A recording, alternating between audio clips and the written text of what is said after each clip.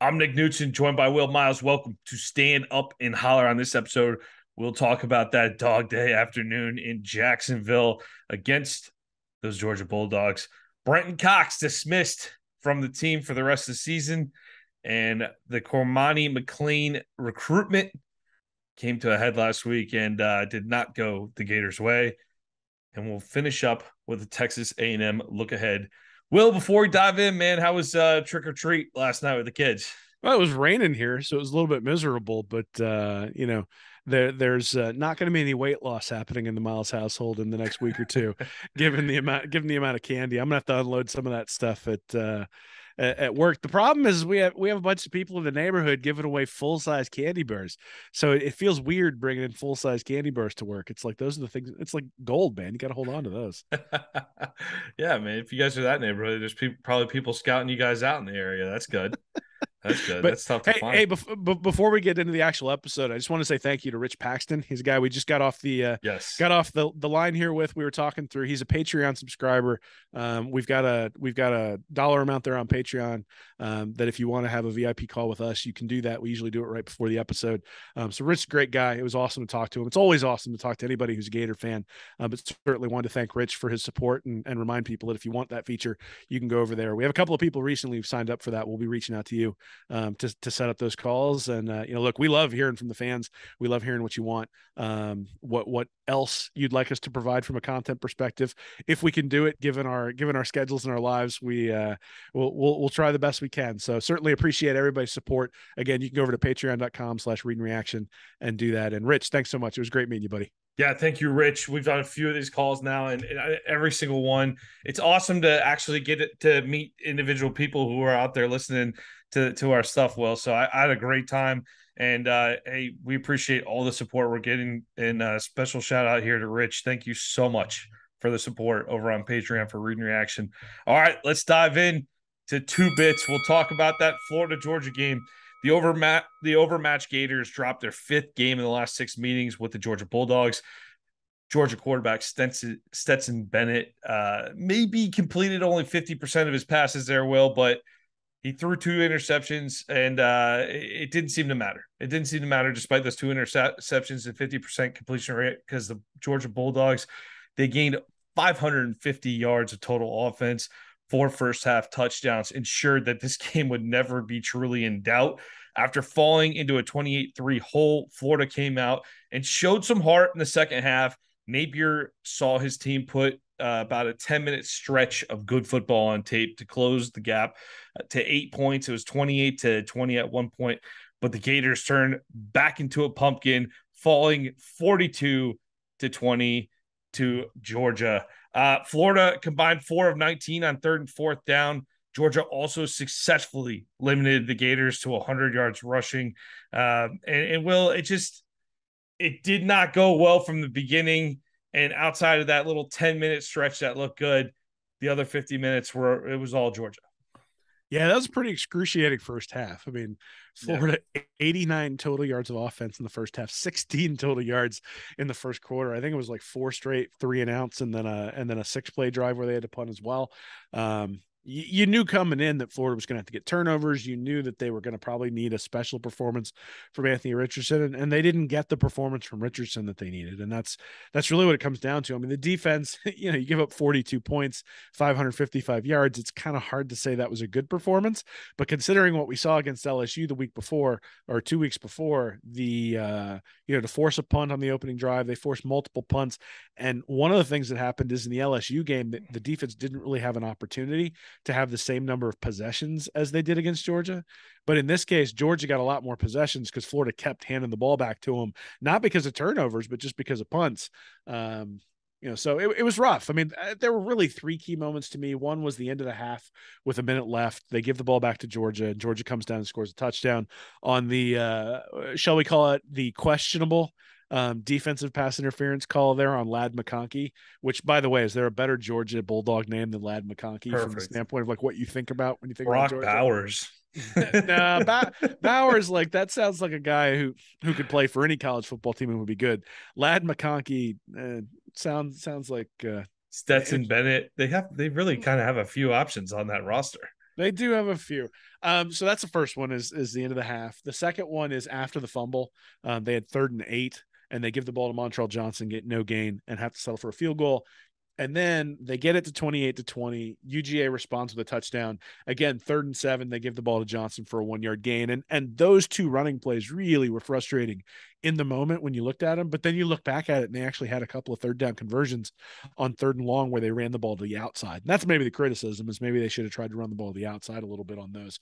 But considering the lack of effectiveness they were having in the pass game on 3rd and long, you can sort of understand why Napier might have done that. So, look, it's rough, man. So it was actually 5 3-and-outs in the first 7 drives is what they had. And we knew that they needed a special performance from Richardson and that the defense needed to step up. The defense played poorly, but was able to be opportunistic. And those opportunities were not able to be capitalized on by Florida, at least not in the first half.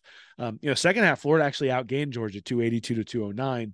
And Georgia only had like 110 yards there in the third quarter. So, there was an opportunity there to take that game if they could have just gotten a couple more stops on defense. But that's asking a lot from a Florida defense that hasn't gotten a whole lot of stops all year long. Yeah, it was. There was a couple of good moments for that Florida defense on Saturday. Unfortunately, it wasn't nearly enough. Well, it wasn't nearly enough, and that's really the way you could sum up the performance as a whole. There, just because you show up and you play good for a stretch doesn't mean it's going to be nearly enough to do what you need to do against a team like Georgia. But I mean, that was a story last year. I mean, you think about the Kentucky game, the offense doesn't show up, the defense does. Then even the Samford game, right? I mean, the offense shows up and the defense doesn't. And that was the story of 2021, and 2022 still has some of that story in it. And I think part of that is one of the cultural things that Napier's trying to turn around. Napier talked a lot after the game about how this might be a turning point moment. And you never know whether that's just coach speak and it's complete garbage. And, he's sitting there going, oh man, this is a dumpster fire, or whether he really believes it. Right. And was this a galvanizing thing for them to come out after the half and not fall apart, but actually make that a game against a team that, I mean, look, Georgia hasn't been giving up points to anybody. Georgia was giving up 4.5 yards per play coming into the game. They gave up 5.2 overall for the game to Florida. But if you eliminate the first and second quarter, Florida averaged 7.5 yards per play in the third quarter and 5.3 yards per play in the fourth quarter. So when the offense came alive, it was able to outperform what Georgia has given up all year long. But that was really the problem in this game, right? As you came in going, Georgia's got a really good defense and a really good offense. You're going to have both units on Florida's team play a complete game the whole way through. And they haven't done it all year. I mean, even when you think back to the Utah game, which is by far the best win on the year and the best performance of the year for Florida, the offense was pretty suspect in the first half, and the defense was actually pretty good. And especially with a couple of stops where they were able to hold Utah to field goals instead of touchdowns. And then you think about, the second half, and it was neither offense could get stopped, right? And Bernie gets the one stop, and that's the thing that ends up turning that game.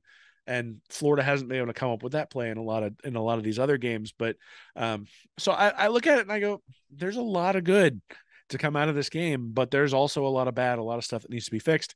And some of that started, right? I mean, we're obviously in the next segment going to be talking about some of those changes, and changes are coming to Gainesville. We knew they were going to be coming to Gainesville, but now that you're at 4-4, that you just got beat pretty handily by one of your main rivals, it's time to start figuring out who you got and what you're going to be doing for 2023. And I think we're going to start seeing that over the next few games. Yeah, honestly, the final comment I have on this game is I think this game just reflected very much what this team is in 2022. I don't think we learned a tremendous amount about this group.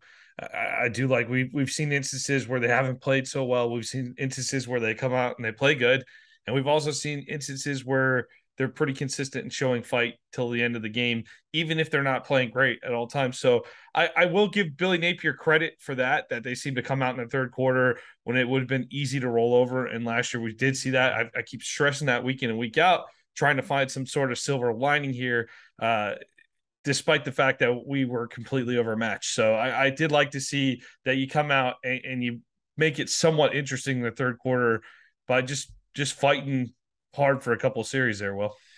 Yeah, I mean, in some ways, that's the thing that I think bothers you the most is that you're coming out of here looking for moral victories, which is just annoying, right? You want actual victories when you're at the University of Of Florida, course. and look, I'm not willing to sit there and say that, oh well, we're a whole lot better and things, no, it needs to get better, and this shows the gap. They had that graphic on the screen there where it was like 25 5 stars on the roster for Florida or for Georgia and 2 on Florida's roster. And now that's down to 1. And, you start looking at those sorts of things and go, all right, like there is a separation. There's a talent gap. They asked Napier about it after the game, and he was trying to be polite, but somebody's like, so are you saying there's not a talent gap? He's like, I didn't say that. and so he realizes it. He knows he's got to up the talent, and he's working on that. But until you have equal talent, you're going to have to be, and that was maybe the one thing. I just expected Napier to be more aggressive. And the fact that he wasn't, especially early on, was a little bit surprising to me. But, again, when you're so inconsistent, I mean, the Florida offense averaged 5.2 yards per play overall, but they averaged 2.9 yards per play if you get rid of the 4 explosive plays, right? So they had a 41-yard pass, a pass to Shorter. Then he had a 78-yard pass to Henderson, a 20-yard pass to Shorter, and a 35-yard pass to Henderson. You take those 4 plays out, and they only had 197 yards total, average 2.9 yards per play. That separation between, hey, we're really, really explosive, and no, we really don't have very much going on otherwise, is why you end up in 3rd and 7, 3rd and 8, 3rd and 9 all the time. Mm-hmm. Until they fix that, until they get to a point where they can average 3, 4, 5 yards of play, really 4 or 5 yards of play, probably, this offense is going to be inconsistent. And again, that is the story of the team, right? It's just that level of inconsistency. Well, turning the page here on Georgia, let's move on to 4 bits. Brenton Cox dismissed from the program. Billy Napier at his Monday press conference confirmed that Brenton Cox was dismissed from the team and added, "We decided to move on." I think being a football player at the University of Florida is a privilege, Napier said. He did not share the specifics about the issue and added, "It's a cumulative effect." He also said it's a healthy thing for the team. And when pushed by the media, Napier insisted that he wanted to keep the details in-house. One of the questions that was asked is, will you allow Cox to participate in the pro day? And he just said, we'll cross that bridge when we get to it. Before we dive in, Will, I think it's easy in these situations where people are going to go have their reactions immediately. And you want to stop and acknowledge the fact that Brenton Cox is a fine football player. His natural ability is completely off the charts. He's definitely going to be drafted in the spring, should be a relatively high draft pick. He's a guy that has shown maybe been frustrating at times in not always covering his assignments, it seems like, but he's definitely made incremental improvement over his career as a Gator. So I think that's important to note that this guy, he clearly was doing something that was a positive as a Gator for the last couple of years here. But with that being said, Billy Napier didn't say much in his press conference, but the move itself, it says a lot. This isn't there isn't a single coach in any sport, yet alone college football, who wants to kick off one of the most talented players off their roster. So I'm not sure when you look at that, Will, and you say that is ultimately ends up being a healthy thing for the team. That's really saying a lot about what was going on behind the scenes. So I'm looking at it this way. Billy Napier may not be able to create the on-field result he wants in 2022, but he has full control over how the team reacts, what's going on inside the locker room, and what he tolerates and does not tolerate. And if there was something going on between Cox and Napier, or that Cox wasn't living up to some certain standard that Napier was expecting, and he felt it's better off to turn the page and move on. 4 games left in the season. Who knows? Maybe Cox made the decision too. Could have been. I mean, I know Napier said dismissed from the team, but maybe Cox was refusing to do something that they were asking him to do. I don't know. I don't know the details because Napier's not giving them. But whatever that is, if your best player's leaving the team, I think it's a good move by Napier, because I think you're showing that no player is greater than this roster. And in the past, we're recovering. We're a recovering program from throwing shoes and costing us game. costing us games against LSU a couple of years ago. It's nice to see some level of discipline kick in here. And I think that Napier is sending a very strong message to this roster that nobody's above the team. And if you want to stick around, you're going to do it my way.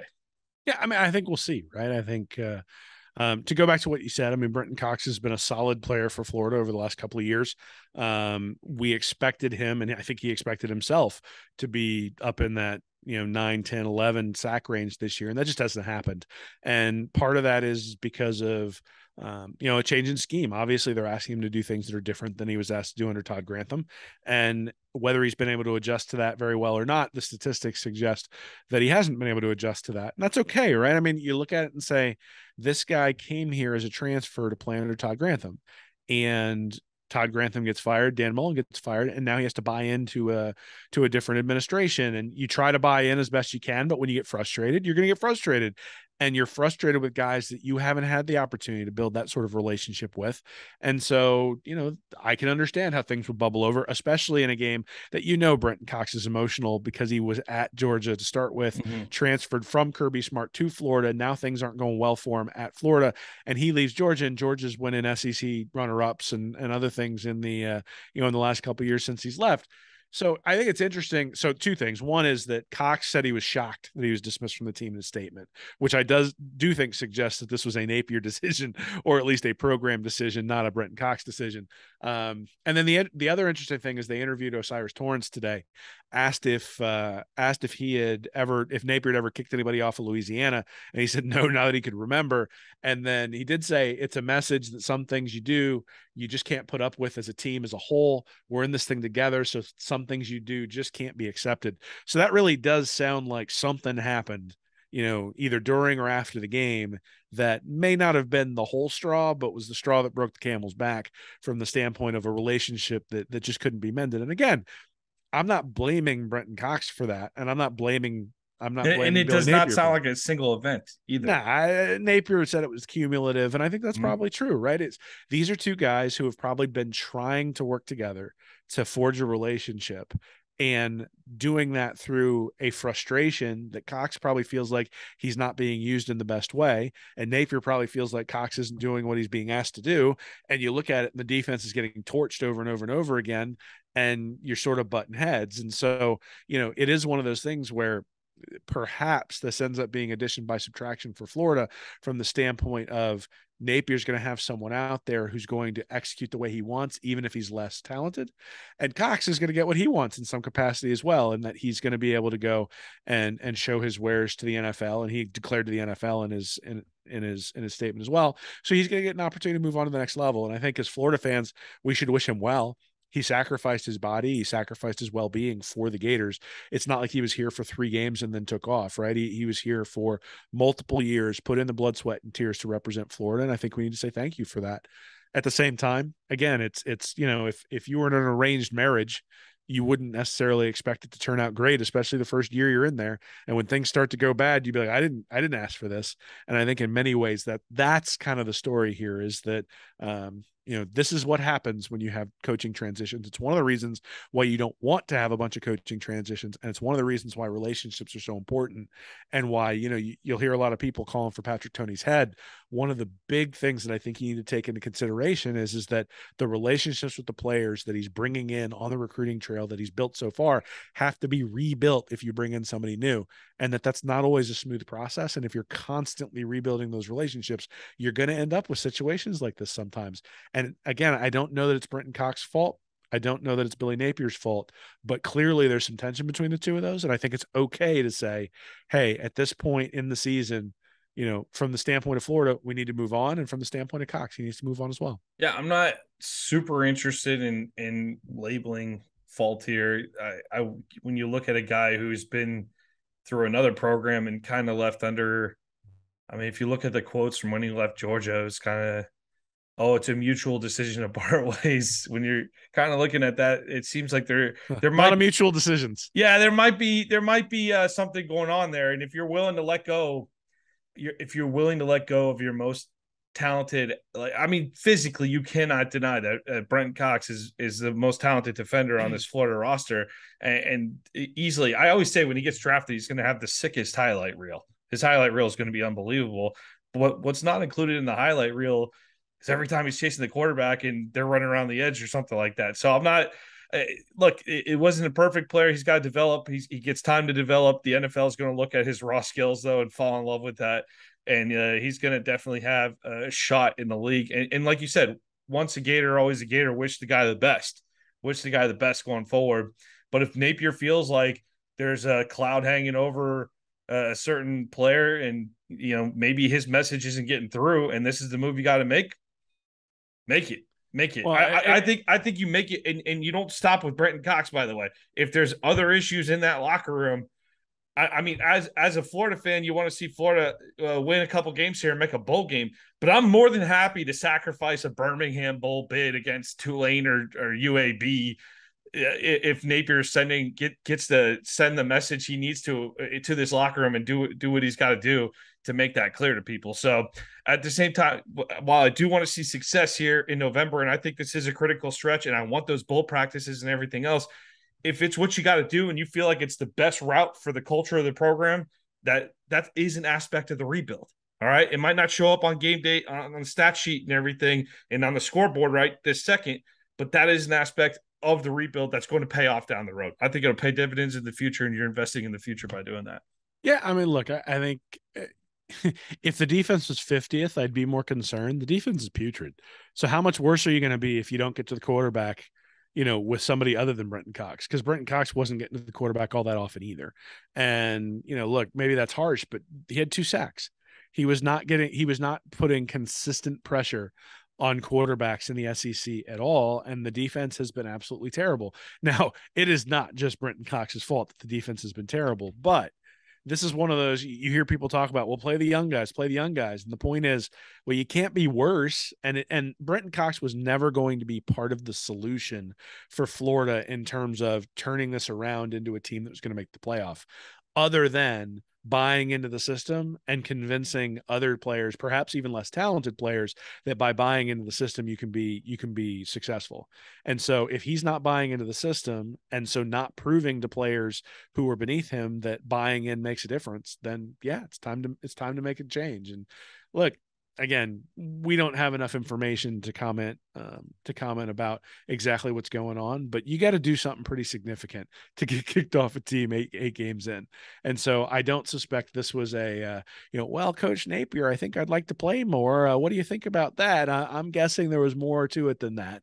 And, the rumor mill is notorious for eventually getting out there. So I'm sure we'll get more information as we go, but, Napier is not exactly a guy who's known for being extraordinarily dynamic during press conferences. So it's not going to come from him. And, we'll see. Right. I mean, which I'm fine with, by the way. I'm fine with Napier saying we want to handle this in-house. And if that's his approach. But that's actually going to be the question. I'm going to be really curious whether it starts to leak, because you start talking about the standpoint of like changing the culture and making sure that everybody's on board and stuff like that. Leaks are notorious for programs that are struggling with a cultural issue. And so if we start hearing things even behind the scenes, then that starts to suggest that there's at least some factions in the locker room sort of pushing for different authority. Positive those leaks will happen at some point, because I think at some point Cox is going to want to get his story out there, because he's going to have to answer all those questions through all of his NFL draft prep. So I'm sure we're going to get some variation of the story at some point. But hopefully not this week. So yeah. All right, man. So that is overall, though, never a good day when you lose arguably one of your most talented players, even if you can point out X, Y, or Z that he can work on. But you can't argue physically one of the most talented players on that defense. So tough move, but Napier felt it was best for the squad, so he made the move. All right, let's move on to 6 bits. Talk about that CORMANI McClain commitment, Will, which, hey, look, I know behind the scenes you had been hearing some things that were making us very confident about this commitment. That's what you heard consistently from almost everybody, not only in Gator media, but across the sport. I mean, 24/7 released a video, the prep video at the time, and I can have empathy for that, because I've posted an unedited video of ours here, Will. So I mean, it happens, man. As the guy who posts videos, like I can tell you, like mistakes happen, but they probably had it preset, is pre-recorded, and they had it set to go out at 7 o'clock or whenever the time was, and it just went out. So that's how confident most people were. So the end story, though, the Florida Gators go head to head with the Miami Hurricanes, essentially, and Alabama's in the mix too. And at one point, Georgia was, and he visited Ohio State, but it's mostly thought to be between Florida, Miami, and Alabama. But you see Florida and Miami really be those, it seemed to come down between those two schools. And once again, Florida comes up empty-handed when they go head-to-head with the Canes. So CORMANI McClain, for those of you who don't follow recruiting super close, he's a 5-star corner out of Lakeland. I have viewed him as a bellwether guy for this class. I know a lot of people have too, but this 2023 class, a guy in Lakeland, 5-star kid, that's an area where Florida has traditionally recruited very well. I think Napier's staff has done a good job in Florida during this class. But could we finally stave off the Alabamas, the Georgias, and get it done with this guy?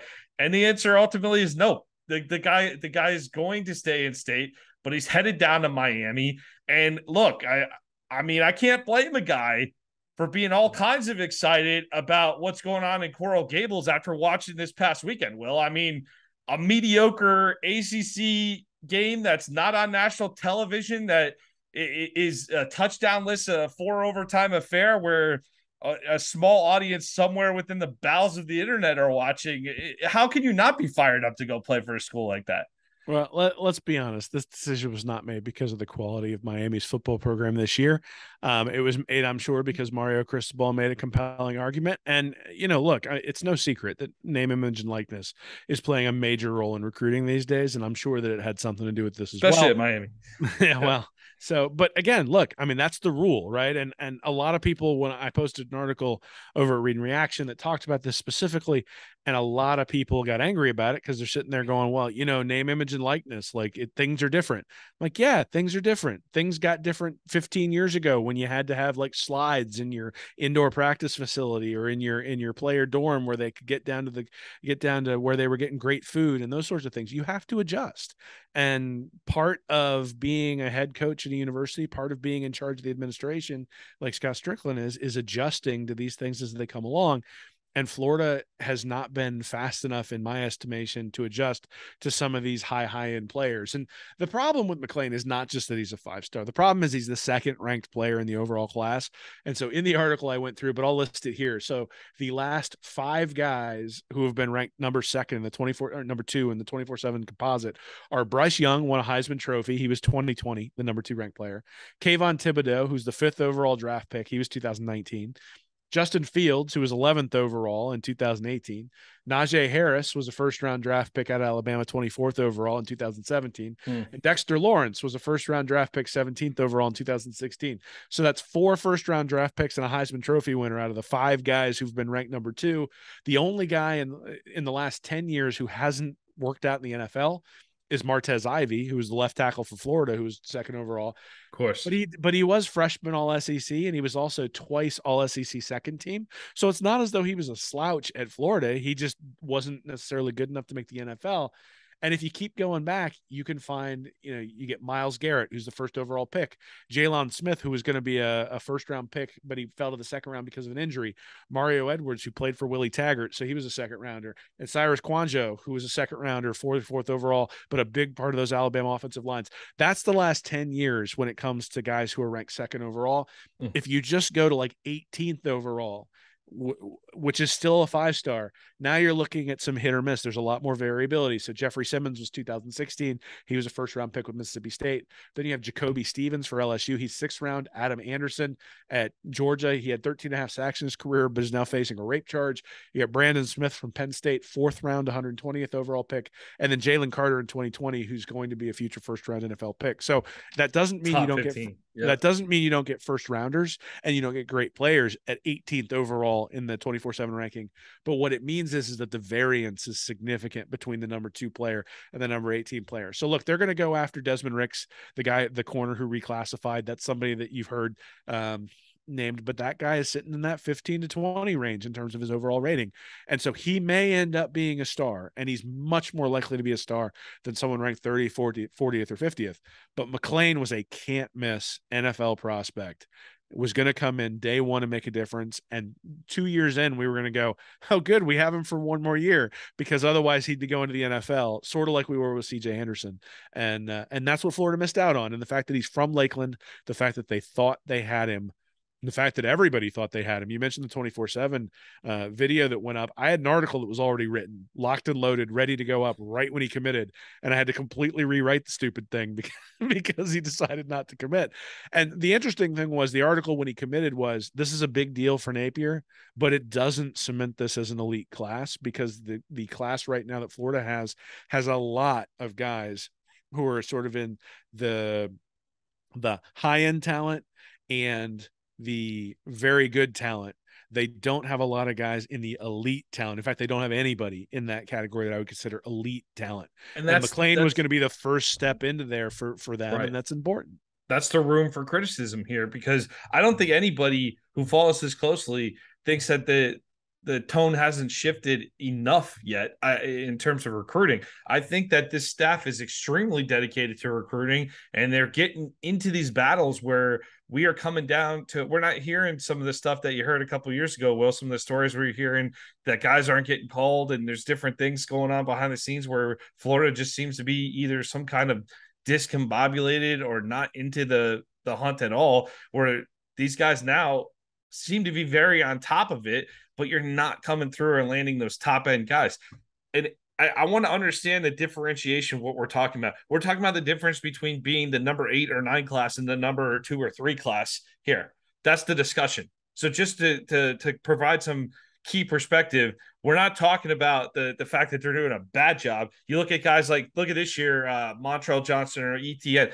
How good are those guys playing, right? There's plenty of good players that could come in here, be 3-4 star guys, come in here and tear it up and have great careers. But when you see across the rosters, particularly along the lines and those key positions like that, like if you got a lockdown corner like McClain coming in, those guys are just the type of difference makers that are going to elevate you. Right now, we're still in the midst of the last decade here, where every year we're struggling with Kentucky, Missouri, or South Carolina. Some years, all of them. So, we got to get out of this. So we've been heavily focused on getting back to elite status and recruiting against the Georgias and Alabamas of the world. But in terms of that, maybe we need to lower the expectations a little bit and take it one step out, look at it as a stepping stone.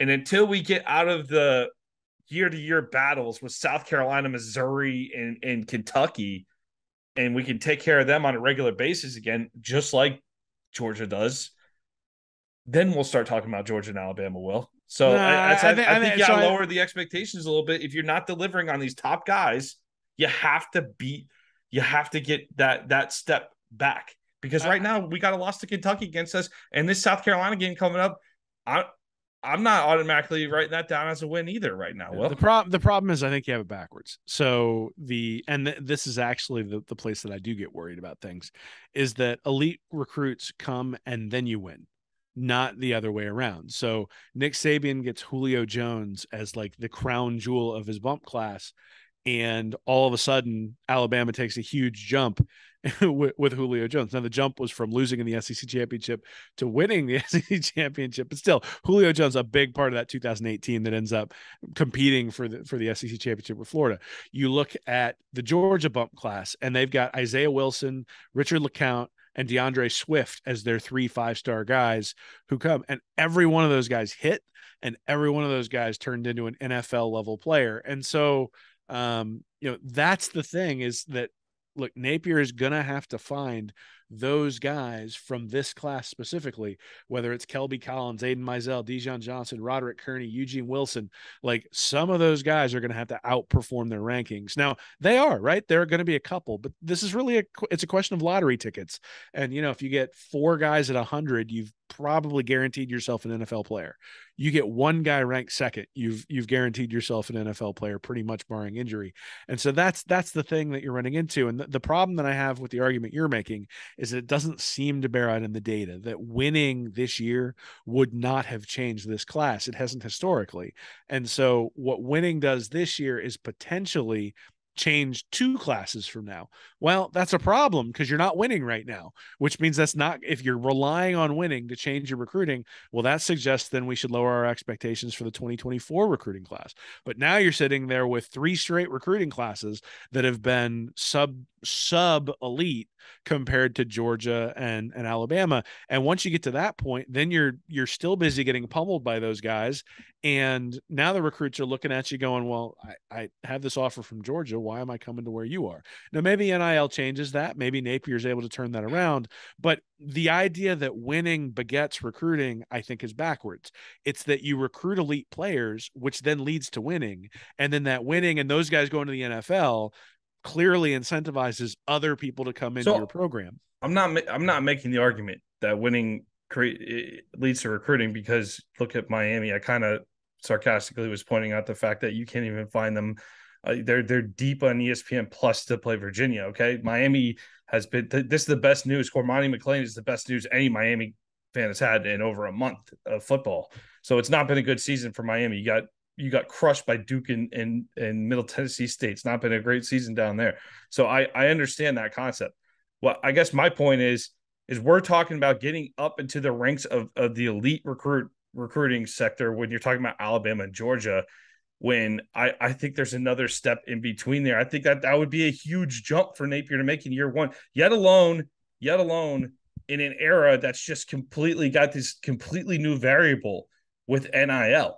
And I'm not making an excuse for lack of a performance, Will. I want to be real clear about that. I'm just trying to understand it a little better as to why we are maybe coming up a little bit, because I mean, we've been pumping expectation on this show for the entire year with Napier and his recruiting.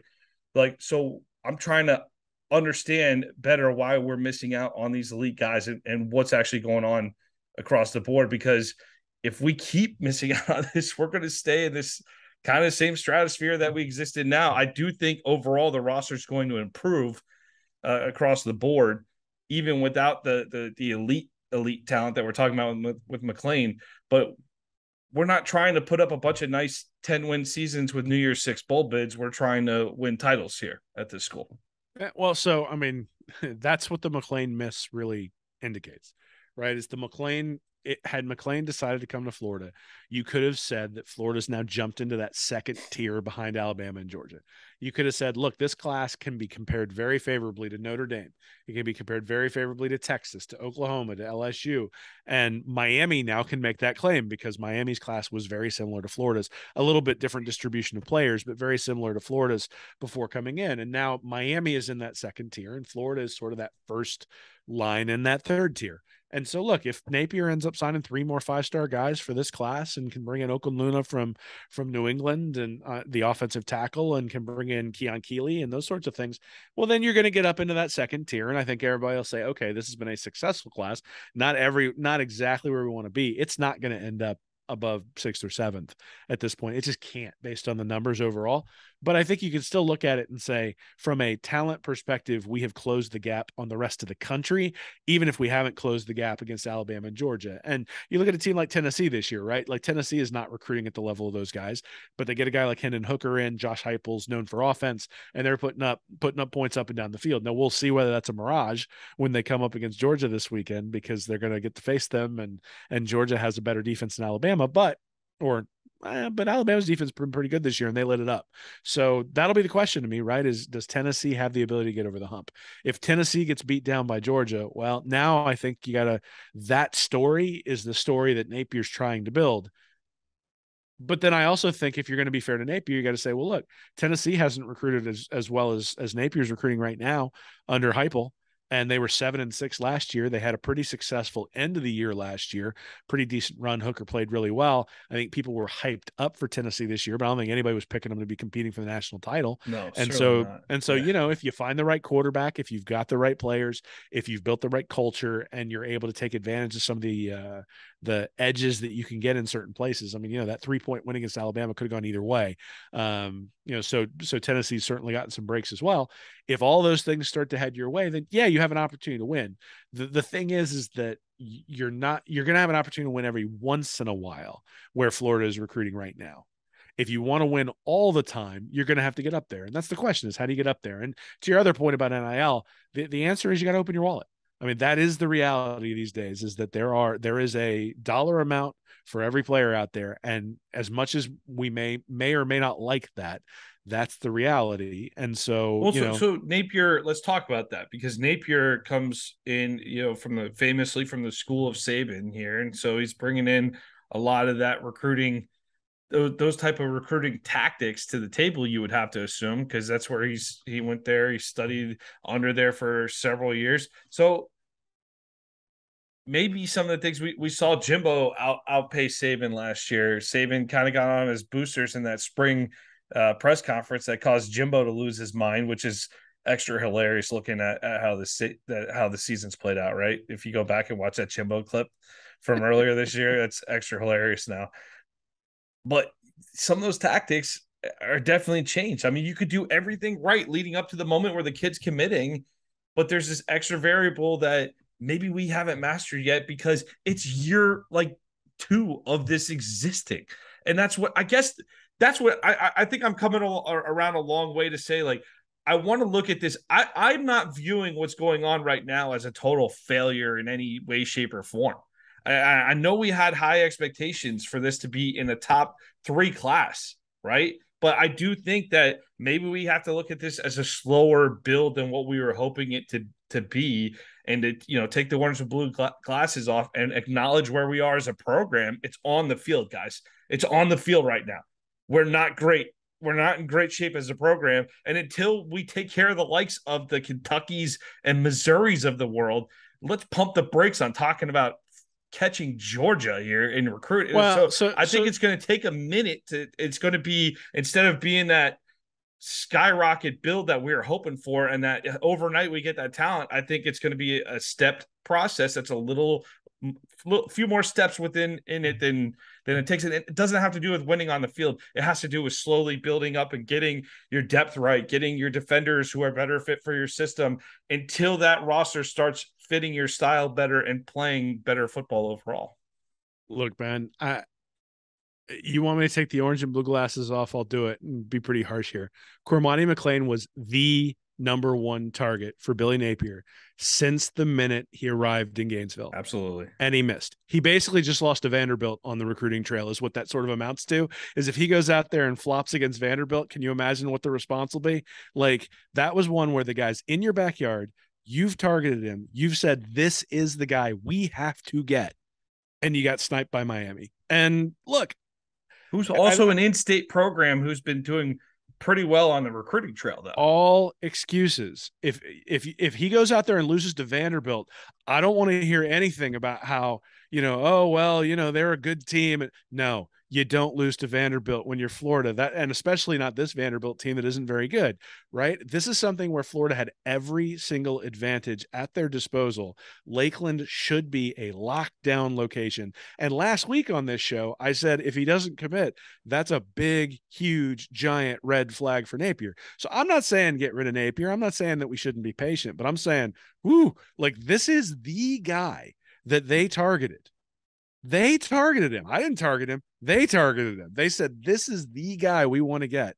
And somebody else beat him for him. And look, regardless of whether they're putting more effort in the recruiting trail, I think they are. Regardless of whether they're getting better results than Dan Mullen is, I think they are. That's disturbing when you say, we're going to put all our resources in this guy, this area, this school, this recruit, and then to have somebody come in and snipe it. Especially when you're talking about, we're going to build relationships with the student athletes. That's our strength. We're going to have these relationships. And then, why are you thinking Miami's not doing the exact same thing? Well, I am thinking Miami's doing the exact same thing. And I'm thinking Miami's in the exact same situation, and Miami won. And it turns out that on the recruiting trail, you have to actually win in order to get the player on your team. So, Miami. But that's like 5 out of 6 head to head with Miami, is it not? On the recruiting trail so far. So like the Vanderbilt, the only thing I'll take umbrage with the Vanderbilt comparison is like, we don't lose 5 or 6 to Vandy ever. on No, that. That what would I'm be a saying is you have horrendous built loss. you. This is What a what I'm solid saying. program. That's a No, top 10 recruiting program as well right no, now. You're misunderstanding what I'm saying. What I'm saying is that when Florida goes into that game against Vanderbilt, they will have every built-in advantage when it comes to beating Vanderbilt. Like it will be something where they have more talent. They have the ability to out-talent them. They should be able to out-scheme them. They've got way more staff. Like Right. they've got all this stuff that should support Florida never losing that game to Vanderbilt. And if you go out there and get out-schemed by Clark Lee and all of a sudden you're on the ropes against Vanderbilt, even though it's on the road, like that says something about Billy Napier's ability to get his team to focus. That says something about Napier's ability to get the most out of his players and those sorts of things. And so when you essentially telegraph that this is the number one guy, and let's look, Florida was shocked at this, and you saw that the recruiting guys were shocked at this, but that's all part of it, right? Is you have to be able to manage that sort of stuff. And I can't get on here last week and say this is a huge recruiting win if they bring him in, but it's really, really a red flag if they don't. And then they No, not bring him in and say, it is what it is. It's a I'm red not flag. trying to downplay the loss. I think it's a major loss on the recruiting trail. But what I'm looking at is this is now 5 of 6 from Miami. To say that we have all this stuff at our disposal that Miami does. I mean, I know everybody likes to point to the booster at Miami and likes to talk about the billionaire fund and everything down there, but are we really like, are we really just letting him come in the room at the last second? We're building for months and months, and he comes in at the last second and makes a deal or something like that, or like, why are we getting outflanked by Miami to this degree? That's the major question we got to figure out. That clearly, I think, is a new variable within the recruiting world. And I think that's something we are really struggling with right now. And it's also something I'm willing to have a little patience with while we figure out, but we better figure out. This can't happen for the next 2 years. Otherwise, we're just going to watch Miami build up while we stay where we are at best right you now. don't have time. You don't have time to figure it out, right? Here's the deal: is that Brian Kelly's brand new at LSU. He's out recruiting Billy Napier right now, at least for the overall rankings. Mario Cristobal, brand new at Miami. He's out recruiting Billy Napier, and Napier's gonna have to figure it out. Now, look, the class isn't over. There's still opportunities to bring other people in. CORMANI McClain is not the only 5-star guy on the board, and not the only guy they might bring in. But to your point, you just lost 5 out of 6 to Miami on the recruiting board. That's not acceptable on the field. If you lost 5 out of 6 to Miami on the field, fans would be sitting there going, why can't you beat Mario Cristobal on the field? And I think it's perfectly legitimate for people to ask the same thing on the recruiting trail. And like you said, they need to figure it out, and they need to figure it out quick, because this one's a huge loss. Yeah, I do think there are new variables that this staff does not fully have a mastery of right now. That's their job to figure out those variables. I know. I agree with that statement right there. And I'm not letting them off the hook. It is a big miss on McClain. It's absolutely a big miss on McClain. I just I can't take much more of this. Like we should not be losing like 80+% of recruits to the Miami Hurricanes. It shouldn't happen. I don't know. It's fun to play in front of 8,000 people, I guess. That's just oof. All right. Let's move on, Will. We'll talk about another school that's done pretty well on the recruiting trail and not exactly seeing it translate onto the field quite yet. Texas A&M. Florida goes out to College Station this week for a noon kickoff with the Aggies. And if there was ever a get-right game for the Gators, it would be against the 3-5 Aggies. So Texas A&M obviously not living up to preseason expectations so far. A disaster by any standard for the A&Ms. 4 of the 5 Aggies losses, though, this season have been by a combined total of 16 points. A&M is 1-4 in SEC play, lost 4 consecutive games here. Last weekend, Connor Wegman, one of the 8 5-star prospects signed by A&M this offseason, threw for 338 yards and 4 touchdowns, I believe, the other night. I watched the game. The numbers look a lot better than the game actually looked. A&M, they scored twice out of the gate, and they failed to score again until the fourth quarter when they absolutely needed it. Offensively, you're looking at the weapons are Devin Achane at running back, Evan Stewart, the wide receiver, and Moose Muhammad are the primary playmakers out wide there. And defensively, linebacker Chris Russell Jr. leads the team tackles, and defensive back Jordan Gilbert leads the way with 2 interceptions. Yeah, so I mean, it's interesting. You start looking at the stats on these guys. A&M is ranked 79th overall in offense, 59th on defense, so much more consistent than Florida, who's ranked 31st in yards per play on offense and then 114th on defense. Jeez. The interesting thing to me is that at least on the ground, A&M's averaging 4.5 yards a carry, which is 46th. But when you actually look at their advanced statistics, they're better through the air than they are on the ground when you look at EPA or predicted points added, which to me suggests that they're relatively explosive on the ground, but that there's a lot of negative plays in there.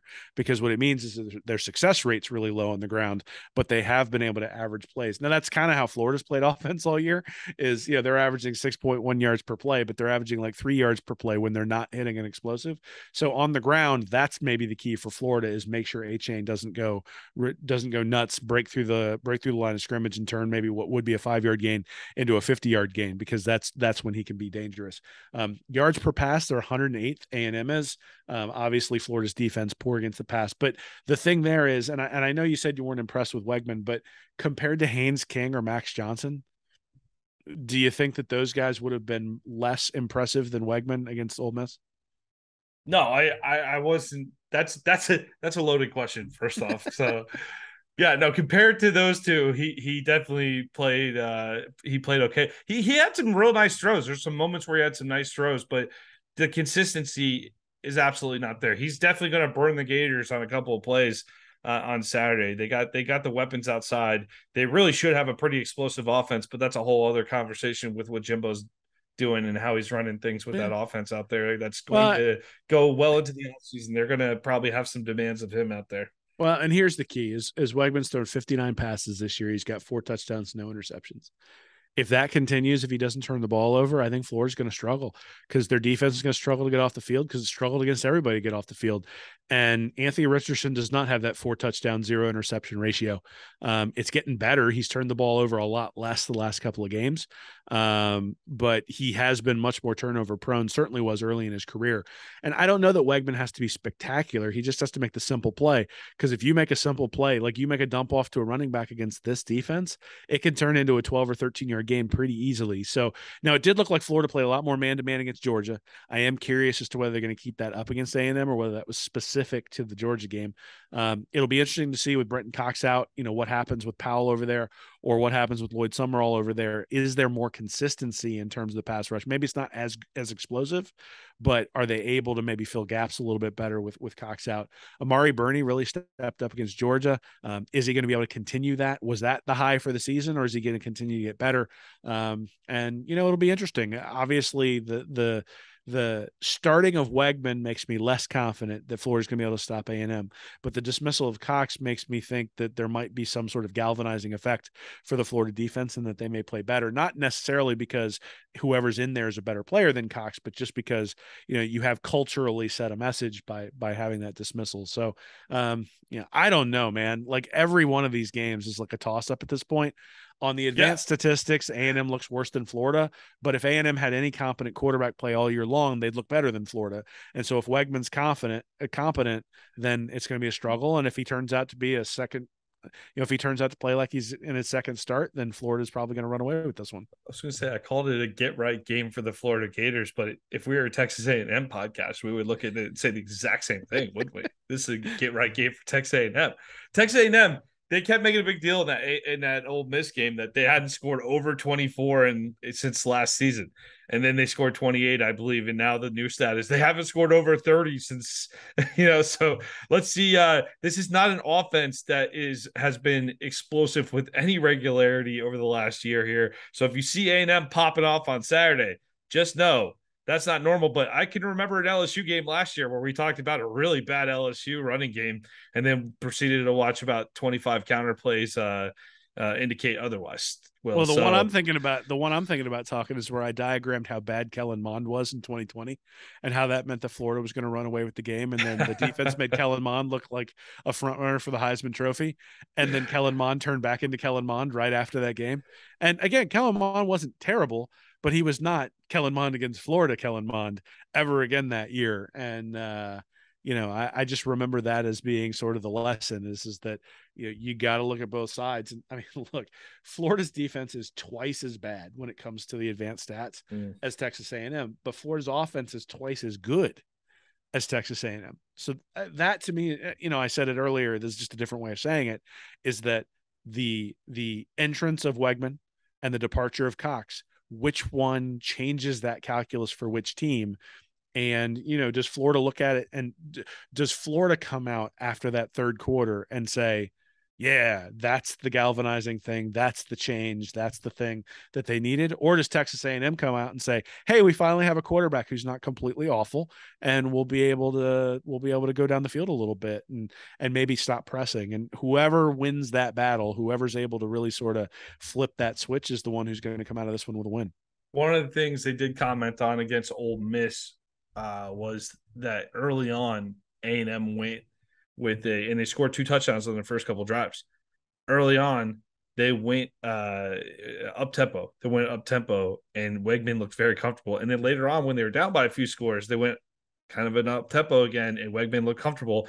And it just speaks to the simplification of the offense seems to benefit them, but Jimbo seems to refuse to move off it, because in the second and the third quarter, they really did not do much on the offensive side and didn't pick it up until Ole Miss had built a lead. So I guess the hope is that if you're Florida, it almost might be advantageous for Florida if they kind of have a game where they're neck and neck down the stretch, so that you don't force Jimbo into up tempo and you make him play with his offense, and then we sneak out of there with a 1-score win. That might benefit us well. Well, I think maybe the one thing to look for is Chris McClain has really started to step up on the inside, and Desmond Watson plays a critical role in there, obviously. But in terms of if a team goes up tempo, if a team's going to try to make you tired, if a team's going to try to take advantage of the fact that you've been on the field for a long time, McClain is probably in a better situation to be able to handle that sort of stuff. Mm-hmm. And he really has been making tackles behind the line of scrimmage over the last few games and popping on film. Right now, how consistent he's being, is he executing correctly every time?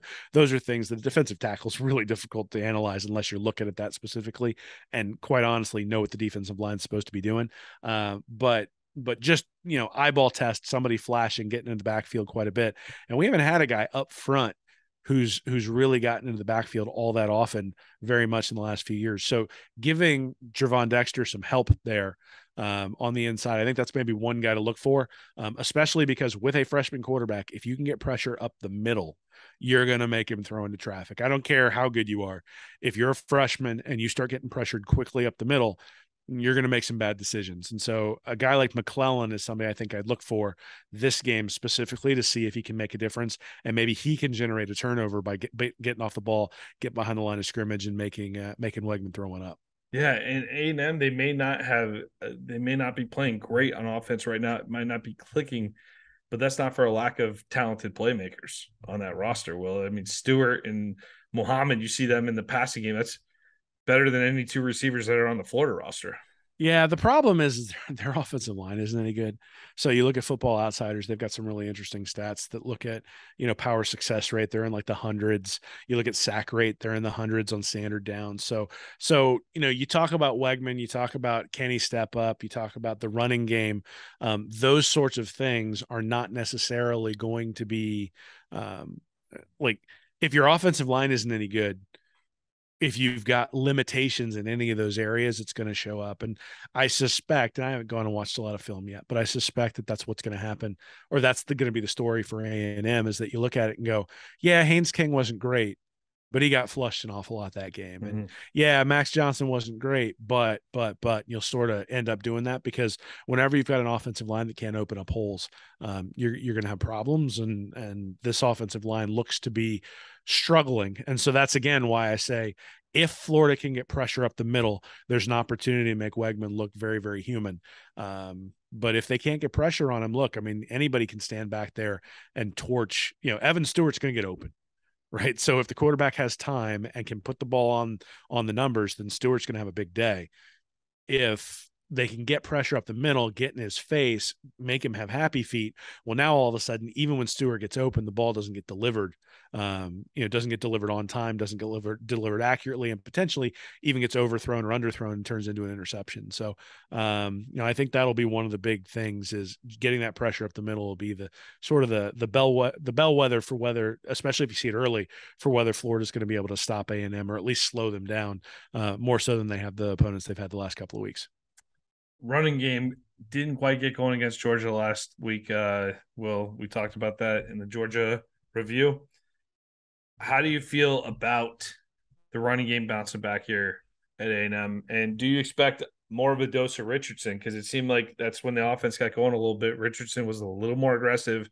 Do you expect to see an aggressive Anthony Richardson in the running game on Saturday? I mean, I expect what they need to do is just run him up the middle a couple of times on the first drive, and then all of a sudden start running the guys wide. Like Etienne has the speed. He beat a couple of Georgia defenders on the outside on a 3rd and long, where it looked like they kind of expected Anthony Richardson to keep the ball and go up the middle.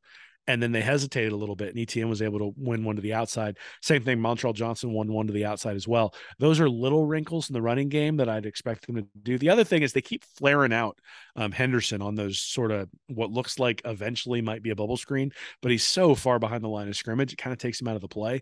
And what I would like to see them do is have him stay a little bit closer to Richardson, a little bit closer to the line of scrimmage, and almost give Richardson, when he runs that read option, also having a triple option, right, where he can pitch it to the guy who's on the outside or maybe throw it to the guy who's on the outside. You see the Philadelphia Eagles do this a lot with Jalen Hurts, where they've got a wide receiver out in the flat, but the receiver is actually past the sticks, right? He's not way behind the sticks. And what they do is they basically give him, it's a run pass option, but the pass is essentially a triple option, right? So you have the option of handing to the running back going up the middle, which is the old fullback for Nebraska. The quarterback can keep it and come around the edge if the defensive end crashes. And if the defensive end kind of squeezes, doesn't really crash, but squeezes, and Richardson decides to keep it and can't quite get outside of him, then there's an outlet to either throw the ball to or pitch the ball to. I'm hoping that they do that because I think that's open. The defense, at least Georgia, was just ignoring Henderson when he went out in motion. And if they're just going to ignore him, now you're running, 9 on 11, right? Especially if Richardson's not going to keep the ball, you're going to struggle to run the ball. You're going to struggle to open holes. So I think they're going to have to get creative. I think they're going to start running outside to open holes. And once they do that, then they'll be able to pop some stuff right up the middle. Well, one of these proud programs on Saturday is going to be able to snap a little bit of a nasty streak here and actually get back on the winning side of football. So that'll be a good thing heading into the month of November. If Napier and the Gators can get it done at Texas A&M, will. That's a good look at the game here. Any final thoughts before we head out? Nah, man, just enjoy the Phillies. Go Phils. That's what's on my mind right now because I'm up in Philadelphia. Everybody's having a good time because they're playing in the World Series. So, like I've said this repeatedly, we only get 12 of these. And enjoy it. And the build is part of the fun. And I'm seeing it right now in Philadelphia, right? Like the Phillies have been terrible since they won the World Series back in, I think it was 2008. And people had sort of been fatalistic about it. The Eagles have won a Super Bowl since then. And the Sixers are bad right now too. And so Philly is really passionate about the professional sports. So you see the ebbs and the flows and the highs and the lows around here. And right now, Florida, look, we're in the dumps a little bit, but this is going to swing back around. And I know I was negative about the recruiting earlier, but I think Napier is going to be able to right the ship at least better than the previous two guys did. And, we're going to have better days. And so part of enjoying that is enjoying the ride now where we see the build. So that's what I would encourage people to do. Just enjoy the ride and, let's get to 6-6, get to that Birmingham bowl game so that we have the content all the way through to signing day. And then, get ready for next year. I'll tell you, I said Birmingham bowl. I just threw that out. That's been on some projections I've been looking at, but, the Vegas, we got to tie into the Las Vegas Bowl versus Washington. I'm seeing right now too on a couple of things. That sounds a lot more fun than Birmingham. I was going to say, we might have to set up a read and reaction event if we get the Vegas Bowl, man. Yeah, that's not a bad one. That'd be an okay one to try out. Except that offense, they sure can throw for a lot of yards. I'm not sure that game is a matchup we'd actually want to see on the field, but probably better than watching UAB or Tulane score points on us anyway. So let's Vegas Bowl might not be a bad option.